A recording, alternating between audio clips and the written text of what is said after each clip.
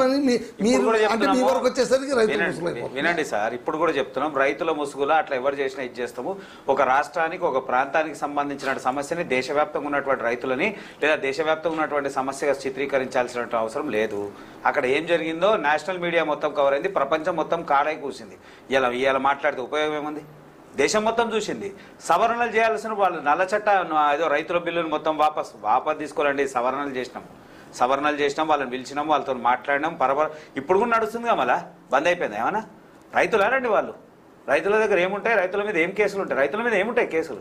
వాళ్ళ మీద ఉన్న కేసులు ఏంది? వాళ్ళు రైతులు వాళ్ళంతా. రైతులకు అంత నిధులు ఎక్కడికైనా వచ్చినాయి, కోట్లాది రూపాయలు ఎట్టకైనా వస్తున్నాయి రైతులకు. రైతు అంటే ఏందో తెలుసు కదా. రైతు పక్కోటి కూడా హాని చేయడు, మన ఇంటి పక్కోనికే హాని చేయడు. దేశానికి హాని చేసేంత వరకు వస్తాడా? ప్రభుత్వాలు పడేసేంత వరకు వస్తాడా?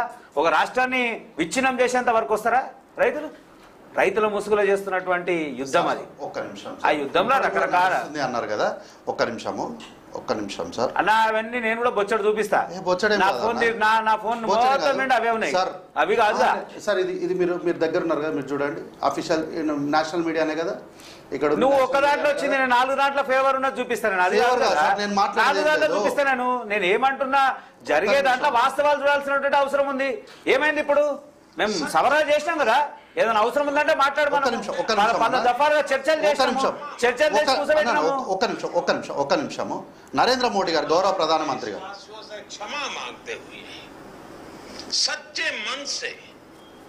ఏమన్నారు? క్షమామాంతే. అరే చెప్పు, అరే మొత్తం మొత్తం వీడియో పెట్టు, మొత్తం వీడియో పెట్టు. వీడియోలో తార ఎందుకు అంత పెద్ద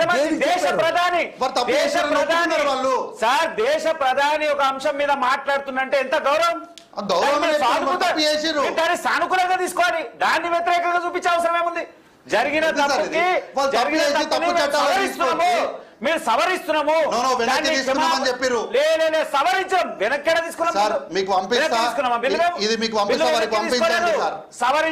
సవరించడం కాబట్టి కాదు ముమ్మటి కాదు. మరి ఇప్పటివరకు ఎందుకు చేస్తున్నారు? రైతులు ఇంకా ధర్నా చేస్తున్నారు లేదా?